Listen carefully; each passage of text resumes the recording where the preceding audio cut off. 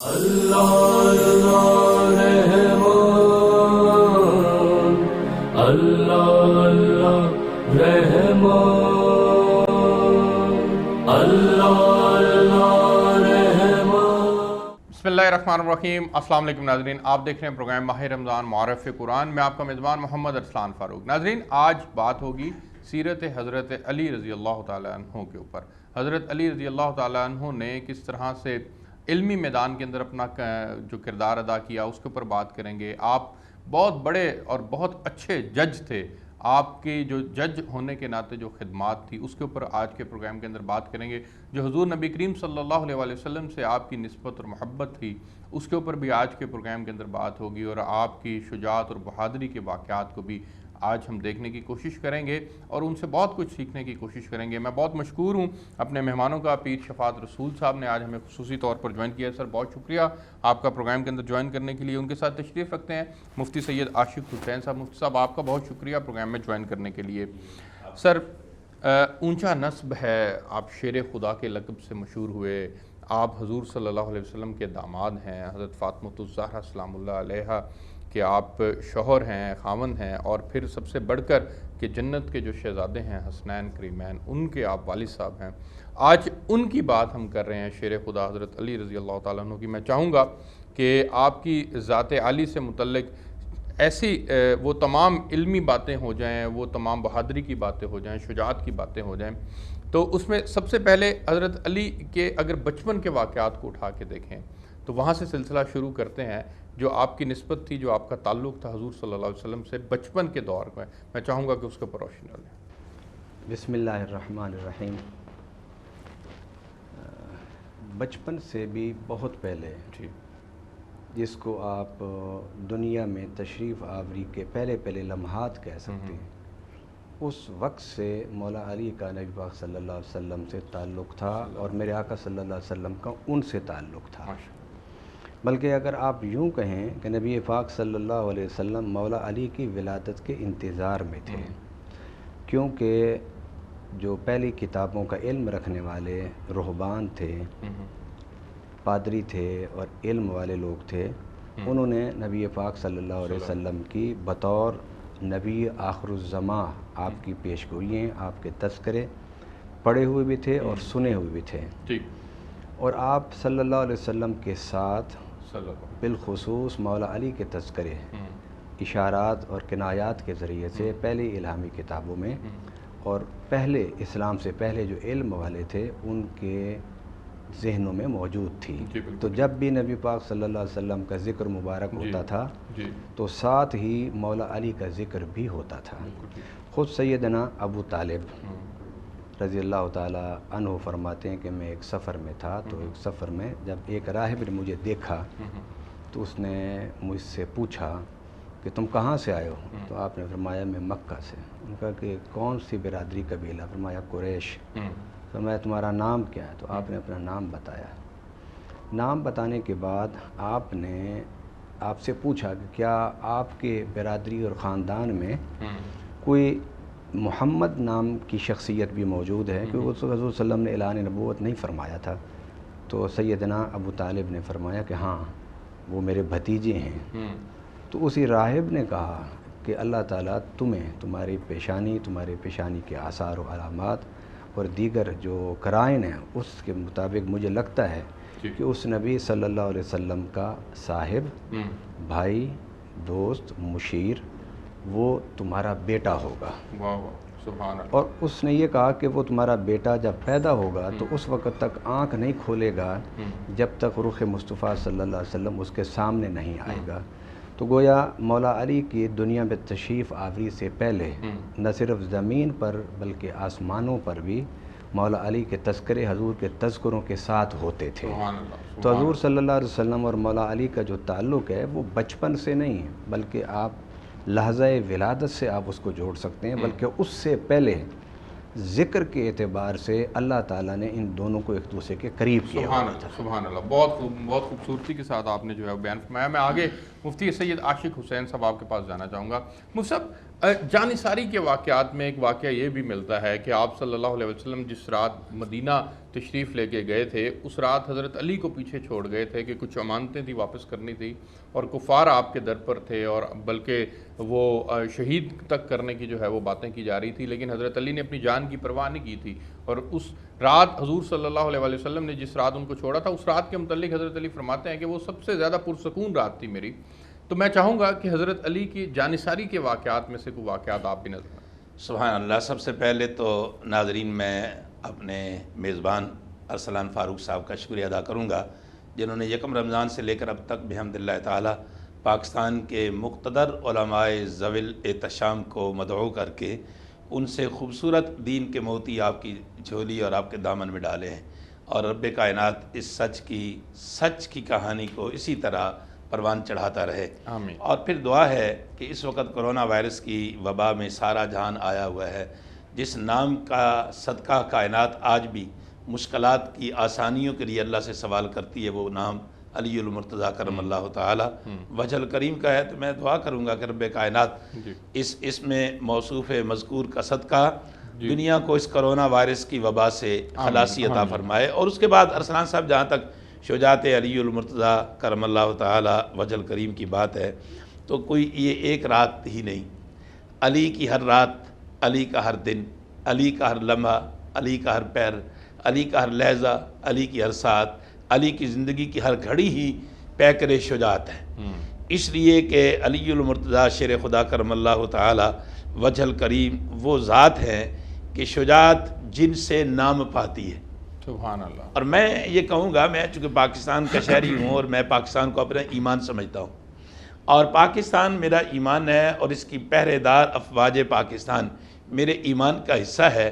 میں علی المرتضیٰ کرم اللہ تعالی وجہ الکریم کی شجاعت و بہادری کے حوالے سے ارسلان صاحب آپ کو کہوں تو میرے ملک کی فوج وہ ہے جو اب دنیا کی ان ٹاپ لسٹ کی 10 فوجوں میں پہلے نمبروں پہ آ رہی ہے اپنی جرت اور شجاعت اور بہادری کے حوالے سے۔ اس کی جرت کی پہچان بھی جناب علی ہے۔ سبحان اللہ، سبحان میری فوج کی جرت اور بہادری کی پہچان بھی ذات علی المرتضیٰ ہے۔ اور اس لیے کسی نے کہا کہ آ تجھ کو بتاؤں مقام حیدر، آ تجھ کو بتاؤں شان حیدر، مرد میدان کو ہی ملتا ہے ناظرین آج بھی نشان حیدر۔ واہ واہ۔ مرد میدان کو ہی، پیر صاحب قبلہ، مرد میدان کو ہی ملتا ہے آج بھی نشان حیدر۔ جرت اور بہادری علی کا نام ہے۔ میری فوج میں جو کارہائے نمایاں سر انجام دیتے ہوئے ارسلان صاحب میری اور آپ کی ذات کو، میری اور آپ کی عزت کو تحفظ دیتے ہوئے، ناظرین ہماری بیٹیوں کا پہرا دیتے ہوئے جو جرت اور بہادری کا باب رقم کرتا ہے، تو میرا ملک، میری سٹیٹ علی کی دہلیز پر سرنگوں ہو کر اس بہادر کو علی کا ٹائٹل دیتی ہے اور کہتی ہے یہ نشان حیدر۔ سبحان اللہ، بالکل ٹھیک، یہ نشان ہے۔ بالکل ٹھیک ہے۔ مجھے ایک بریک پہ جانا ہے جی، بریک سے واپس آتے ہیں تو پھر حضرت علی رضی اللہ تعالیٰ عنہ کے جو علم اور فضل کے کمالات ہیں، آپ مفسر قرآن بھی تھے، خود حضور صلی اللہ علیہ وسلم نے آپ کی تربیت فرمائی، اس کے اوپر پیر شفاعت رسول صاحب سے بات کریں گے، میرے ساتھ رہیے گا۔ اللہ اللہ رحمان، اللہ اللہ رحمان، اللہ اللہ رحمان، اللہ اللہ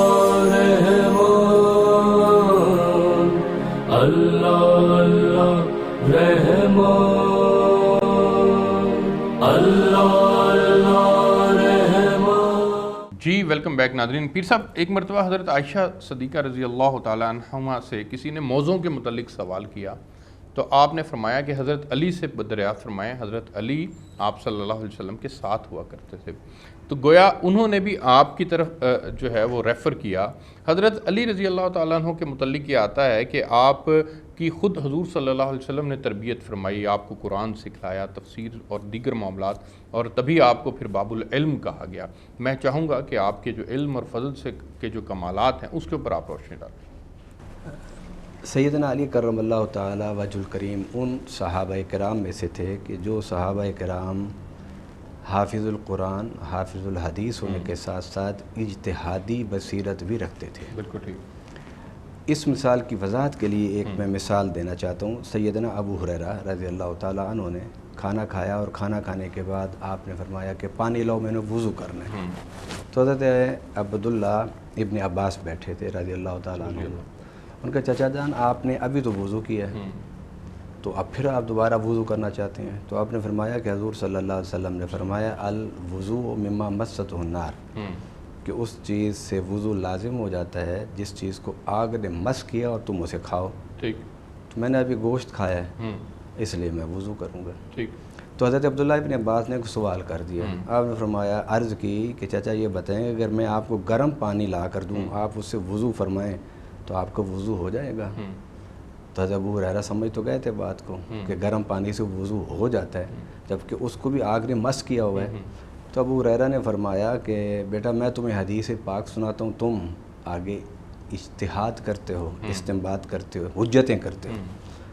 تو آپ نے فرمایا میں نے تو ایک سوال رکھا ہے. فرمایا پھر بیٹا خود ہی جواب دو اس کا کیا. انہوں نے کہا کہ حضور صلی اللہ علیہ وسلم کے ارشاد کا مقصد یہ تھا کہ اگر آپ کوئی ایسی چیز کھا لیں، مطلب گوشت ہے جس کو آگ پکاتی ہے اور کھانے کے بعد وہ کیوں فطرتاً دانتوں میں پھنس جاتی ہیں چیزیں، تو وضو کرنے سے پہلے نماز پڑھنے سے پہلے وضو ہو بھی صحیح تو پھر وضو کر لو. اس وضو سے مراد اصطلاحی وضو نہیں ہے، لغوی وضو ہے. اور لغوی وضو کا معنی کلی کرنا، واہ واہ واہ، تاکہ آپ کے دانت سے وہ ذرے نکل جائیں، آپ سکون کے ساتھ نماز پڑھ سکیں. تو مولا علی کرم اللہ تعالیٰ وجل کریم ان صحابہ کرام میں سے تھے جن کو اللہ تعالیٰ نے بے پناہ حافظہ اور اس کے ساتھ بے پناہ اجتہادی قوت اور طاقت عطا فرمائی تھی. اور پھر ایک ہوتی ہے اجتہادی طاقت کہ آپ پڑھتے ہیں، لکھتے ہیں، سوچتے ہیں، ایک آپ کی عمر گزر جاتی ہے تو آپ کے اندر ایک قوت مجتہدانہ پیدا ہو جاتی ہے. اور ایک ہوتی ہے قوت اجتہادی وہ بھی ہوتی ہے. اور مولا علی کرم اللہ تعالیٰ وجہ الکریم فرماتے ہیں کہ ایک دن نبی پاک صلی اللہ علیہ وسلم مسجد نبوی میں آرام فرما تھے. جب آپ بیدار ہوئے تو وضو فرمایا. وضو فرمانے کے بعد میں جب سامنے آیا تو مجھے بلایا اور بلا کر مجھے آپ نے اپنے سینے کے ساتھ پکڑ کے دبوچا اور آپ نے دبوچنے کے بعد فرمایا اے اللہ میرے سینے کے علوم علی کے سینے میں منتقل فرما. سبحان اللہ، سبحان. تو اس طرح ہم کہہ سکتے ہیں کہ مولا علی کرم اللہ تعالیٰ وجہ الکریم ایک وہ فقیہ تھے، وہ عالم تھے، وہ مفسر قرآن تھے، وہ محدث تھے کہ جنہیں اللہ تعالیٰ نے اجتہادی قوت عطا فرمائی تھی. اور آپ کی اجتہاد، آپ کے فتاویٰ، اس کی بے شمار مثالیں موجود ہیں. اور میں سب سے بڑی ایک مثال آپ کے سامنے رکھنا چاہتا ہوں کہ جس میں سیدنا عمر فاروق رضی اللہ تعالیٰ عنہ کے دور میں ایک عورت کو جب سزا دی جانے لگی اور وہ حاملہ تھی تو حضرت علی المرتضیٰ نے آگے بڑھ کے کہا تھا اے عمر یہ ابھی سزا نہیں اس کو دی جا سکتی، اس کی سزا وضع حمل کے بعد ہوگی. تو مولا علی کے اس ارشاد کے بعد سیدنا عمر نے جو جملہ ارشاد فرمایا وہ آج ہماری تاریخ، ہماری حدیث، ہماری تفسیر اور ہمارے مذہبی جو ذخیرہ ہے اس میں ایک اس کا مشعل راہ کے طور پر ہمارے سامنے. آپ نے فرمایا لولا علی لہلک عمر، اگر آج علی نہ ہوتے عمر ہلاک ہو جاتے. تو یہ علی کی فقاہت، علی کی بصارت اور علی کی فوراً موقع پر ایک فیصلہ جو تھا، قضا جو تھی وہ حضرت عمر فاروق اس کی گواہی ان الفاظ میں دیتے ہیں کہ اگر آج علی نہ ہوتے تو عمر ہلاک ہو جاتے. بہت بڑی بات ہے. میں مفتی صاحب آپ کے پاس جانا چاہوں گا. اور آپ حضرت علی رضی اللہ تعالیٰ عنہ کو حضور نبی کریم صلی اللہ علیہ وسلم نے بھی قاضی کے منصب کے اوپر فائز کیا تھا اور پھر حضرت عمر کے دور کے اندر بھی آپ نے ان خدمات کو سر انجام دیا. میں چاہوں گا کہ بطور قاضی آپ نے جو خدمات سر انجام دی اس کے اوپر آپ روشن کریں. حجت الاسلام نابغہ روزگار حضرت علامہ پیر شفاعت رسول دامت برکاتہم القدسیہ بڑے خوبصورت پیراؤں میں ارسلان فاروق صاحب آپ کی باتوں کو آگے بڑھا رہے ہیں اور مہربانی آپ کی کہ آپ کا جام مجھ تک بھی آتا ہے. تو جہاں تک ناظرین جناب علی المرتضیٰ کرم اللہ تعالی وجہ الکریم کے قاضی ہونے کی بات ہے تو آپ کا اپنا جملہ ہی ارسلان صاحب دنیا علم کے لیے اور دنیا انسان شناختی کے لیے ایک بنیادی اصول اور قاعدہ کلیہ رکھتا ہے. کسی منکر نے طنزاً حضرت علی المرتضیٰ کرم اللہ تعالی وجہ الکریم کو کہا کہ آپ سے قبل خلفائے ثلاثہ کا دور فتوحات کا دور تھا، بڑا پرامن دور تھا اور آپ کے دور میں آتے ہی جو ہے وہ شورشیں کھڑی ہو گئیں اور جھگڑے کھڑے ہو گئے. تو جناب علی المرتضیٰ نے مسکرا کر کہا آپ کے سوال کا جواب ہے آپ کی مشاورت کے حوالے سے، آپ کے فیصلوں کے حوالے سے. آپ نے کہا بات یہ ہے کہ ان کا مشیر میں تھا اور میرے مشیر تیرے جیسے ہیں. گویا خلفائے ثلاثہ کی حکمرانی کی کامیابی و کامرانی ہو، خلفائے ثلاثہ کی فتوحات ہوں، خلفائے ثلاثہ کی اشاعت اسلام ہوں، ان میں کردار علی المرتضیٰ کرم اللہ تعالی وجہ کریم ایک بنیاد کی حیثیت رکھتا ہے۔ علامہ صاحب نے جیسے فرمایا کہ آپ نے حضرت عمر نے فرمایا کہ لولا علی لہلک عمر، اگر علی نہ ہوتا تو عمر ہلاک ہو جاتا۔ کوئی ایک بات یا ایک مقام ہوتا تو ارسلان صاحب میں آپ کے جواب میں آپ کے آگے رکھتا 70 مقامات پر تو حضرت علی المرتضیٰ کرم اللہ تعالی وجہ الکریم کی کمی کو جناب فاروق اعظم انہی الفاظ کے ساتھ تاریخ کو اپنا کومنٹس سپرد کرتے ہیں جو پیر صاحب کے بلا نے ناظرین کو دیے ہیں کہ علی نہ ہوتا تو عمر ہلاک ہو جاتا۔ اور اس میں ناظرین ایک بڑا خوبصورت واقعہ ہے، ایک بچی اور بچے کے حصول کا جھگڑا ہے۔ اچھا، دو عورتوں میں ٹھیک جھگڑا ہے، اور خاتون جو ہے اس کی 4تھی 5ویں ڈلیوری تھی، لہذا وہ بوقت ڈلیوری ہوش میں رہی، اور اسی خانہ بدوش کی بستی میں ایک بچی جس کے ہاں پہلی ڈلیوری تھی اس ڈلیوری میں وہ بے ہوش ہو گئی۔ میں بڑے ناظرین اختصار کر کے، چونکہ ٹی وی کی سکرین پر اتنا ٹائم نہیں ہوتا، تو اب وہ جو بڑی عورت تھی اس نے جلدی سے چینج کر لیا۔ اور آج بھی آپ دیکھتے ہیں زچہ بچہ وارڈ میں ایسے بہت سارے واقعات اخبارات کی زینت بنتے ہیں۔ اس نے اپنا بچی اٹھا کر اس بچی کے ہاں ڈال دی، اور بچہ اٹھا کر اپنے ہاں ڈال لیا۔ اب بچی کو جب ہوش آئی تو قدرتی ماں کا ایک اپنا دل ہوتا ہے ناظرین، وہ اس بچے کی جانب کھنچا چلا جائے کہ یہ میرا بچہ ہے، یہ تیری گود میں میرا بچہ ہے۔ اس نے کہا ایک تو تیری جان بچائی ہے، الٹا میری خدمت کا صلہ تو میرا بچہ چھیننا چاہتی ہے۔ بات جھگڑا اختیار کر گئی، اور دور فاروقی ہے، حضرت فاروق اعظم رضی اللہ تعالیٰ عنہ کی عدالت میں یہ مقدمہ چلا گیا۔ گواہی دونوں کے پاس کوئی نہیں، اگر اس کو میں تفصیلاً بیان کروں تو کئی گھنٹے درکار ہیں، میں اس کو لمحوں میں سمیٹنا چاہتا ہوں۔ اب جب شہادت کوئی نہیں تو اب میں بچی کو کہ بیٹے جب تیرے پاس شہادت کوئی نہیں ہے تو میں کیسے اس عورت سے بچہ لے کر تمہیں دے دوں؟ اس نے کہا اچھا ٹھیک ہے عمر، دنیا میں نہ صحیح، آخرت میں اپنے بچے کا تجھ سے حساب مانگوں گی۔ حضرت عمر رضی اللہ تعالیٰ عنہ تھر تھرا کر رہ گئے، کانپ رہ گئے، کہا ٹھہر جاؤ۔ علی کو بلایا گیا، یا علی آئیے، یہ فیصلہ ہے، شہادت کوئی نہیں، بغیر شہادت کے جناب علی المرتضیٰ کرم اللہ تعالی وجہ الکریم نے سب سے پہلے فیصلہ دامن قرآن سے کیا۔ یوصیکم اللہ فی اولادکم للذکر، جہاں وراثت کا اور حق کا اور درجہ بندی آئی ہے تو آپ نے اس کے حوالے سے کہا کہ دونوں خواتین چلی جائیں اوٹ میں جا کر اپنا اپنا دودھ لے کے آئیں۔ جب وہ دودھ لے کے آئیں تو جو بچی کا دودھ تھا وہ پیمائش میں ناظرین ایک جیسا تھا دونوں کا، وزن میں بچی کا دودھ 2 گنا بھاری تھا۔ اب میں قادر مطلق نے، رازق کل نے اس کے ہاں بچے کا رزق رکھا ہے، اس کے ہاں بچی کا، لہذا مائی صاحبہ آپ بچہ اس بچی کو دے دیں۔ واہ واہ، اس نے کہا یہ کیا بات، یہ تو کوئی بات نہیں، میں اب 4-5 بچوں کی ماں ہو چکی ہوں، میرا دودھ پتلا ہو چکا ہے، اس کا دودھ گھنا ہے۔ علامہ صاحب پیسا بولا گھنا دودھ بھاری ہوتا ہے، پتلا دودھ ہلکا ہوتا ہے۔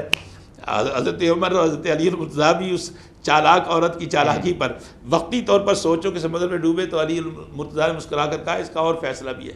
اچھا بھی کرتے، دونوں کو ارسلان صاحب الگ الگ کر دیا گیا، اور الگ الگ کرنے کے بعد علی المرتضیٰ گئے اس چھوٹی عورت کے پاس جس کی گود میں بچی تھی اور بچے کی دعوے دار تھی۔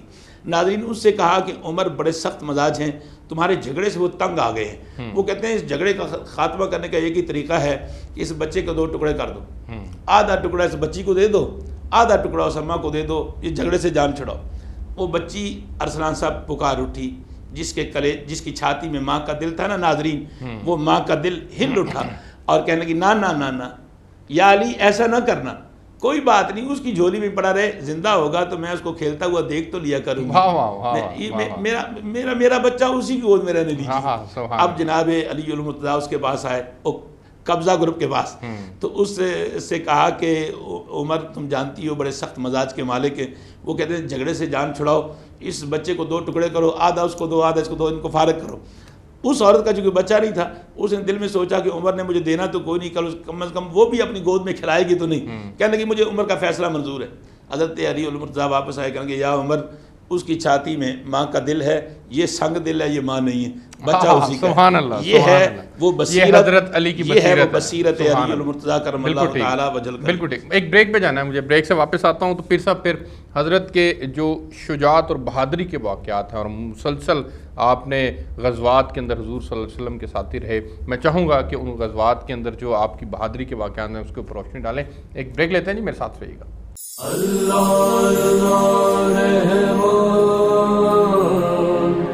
اللہ اللہ رحمان،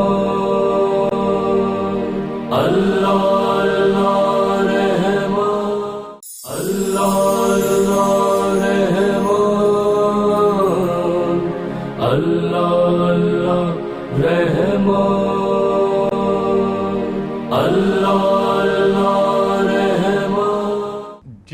ویلکم بیک ناظرین. پیر صاحب میں چاہوں گا کہ حضرت علی رضی اللہ تعالیٰ عنہ کے جو شجاعت اور بہادری کے واقعات ہیں اس کے اوپر آپ روشنی ڈالیں. سیدنا علی کرم اللہ تعالی وجہ الکریم کی شجاعت و بہادری کی سب سے پہلی دلیل جو آپ نے مفتی صاحب قبلہ سے سوال کیا تھا کہ حضور صلی اللہ علیہ وسلم جب ہجرت کے لیے تشریف لے گئے تو اپنے بستر پر مولا علی کو سلا گئے. وہ حضور صلی اللہ علیہ وسلم کے ساتھ غار ثور سے گزرتے ہوئے سفر مدینہ کرنا، مدینہ پہنچنا، یہ بھی بڑی بہادری کا معاملہ تھا. لیکن اس سے زیادہ بہادری کا معاملہ یہ تھا کہ تلواروں کے پہرے میں حضور کے بستر پر جا کے سو جانا. مولا علی کرم اللہ تعالیٰ وجہ الکریم کی جہاں اس واقعے سے آپ کی شجاعت اور بہادری ظاہر ہوتی ہے، وہاں کسی نے پوچھا کہ علی آپ ساری رات جاگتے رہے ہوں گے کہ تلواریں ہی تلواریں تھیں، دشمن ہی دشمن تھے. آپ فرمایا نہیں، میں جاگتا نہیں رہا، میں بڑے سکون سے سویا تھا. تو بڑے عرصے مطالعے کے بعد ایک نیا نقطہ میرے ذہن میں آیا، شاید علم والوں کے لیے تو نیا نہ ہو لیکن میں اپنے طور پر کہہ رہا ہوں.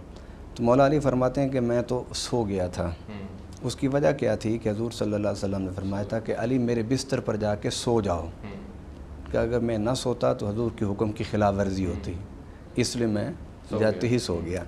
پھر وہ کہتے ہیں کہ ایک تو حضور کا حکم تھا، دوسرا حضور کے بستر مبارک پر جب میں لیٹا تو اتنا سرور اور مزہ کہ مجھے تو ایسے لگا کہ میری ساری زندگی کی تھکاوٹیں آج اس نیند سے پوری ہو گئی. اور پھر حضرت مولا علی وہاں سوئے اور صبح جب انہوں نے دیکھا کہ حضور باہر تشریف نہیں لائے، حضور سورج طلوع سے پہلے باہر تشریف لے آتے تھے، تو انہوں نے انتظار کیا. سورج طلوع ہو گیا تو انہوں نے جا کے دروازہ توڑا تو دیکھا کہ مولا علی سوئے ہوئے ہیں. آپ کو اٹھایا تو پوچھا کہ کدھر ہیں محمد صلی اللہ علیہ وسلم؟ انہوں نے فرمایا مجھے نہیں پتہ کدھر ہیں. تو انہوں نے کہا کہ تم پھر یہاں کیا کر رہے ہو؟ انہوں نے کہا کہ حضور فرما گئے تھے کہ یہ تھے تو کافر، میرے منکر، میرے دشمن، جن کی مذمت اللہ نے قرآن میں کی ہے، لیکن یہ ایک دوسرے پر اعتماد کرنے کی بجائے میرے اوپر اعتماد کرتے تھے اور اپنی امانتیں میرے پاس رکھتے تھے.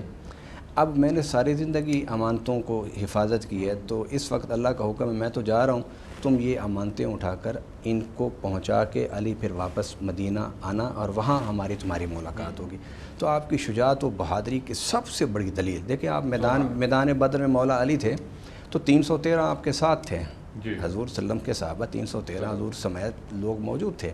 اگر مولا علی بدر میں اترے، احد میں اترے، خندق میں اترے، تبوک میں اترے، جس بھی جنگ میں اترے تو مسلمانوں کا ایک جتھا ان کے ساتھ تھا. اس میں آپ نے بڑی بہادری دکھائی اور بڑے بہادری کے واقعات تاریخ کے صفحات میں موجود ہیں. لیکن اس سے بڑی بہادری کیا ہوگی کہ تنے تنہا دشمنوں کے نرغے میں آپ ساری رات گزارتے ہیں اور بغیر اسلحے کے گزارتے ہیں، بغیر ہتھیار کے گزارتے ہیں، بغیر کسی خوف کے گزارتے ہیں. تو مولا علی کرم اللہ تعالیٰ وجہ الکریم کا جب صحابہ کرام کے ساتھ کمپیریزن ایک اسٹڈی کی گئی تو آپ ہسٹری دانوں سے پوچھ لیں، تاریخ پڑھنے والوں سے دیکھ لیں، جنہوں نے غزوات کو دیکھا پڑھا ان سے پوچھ لیں.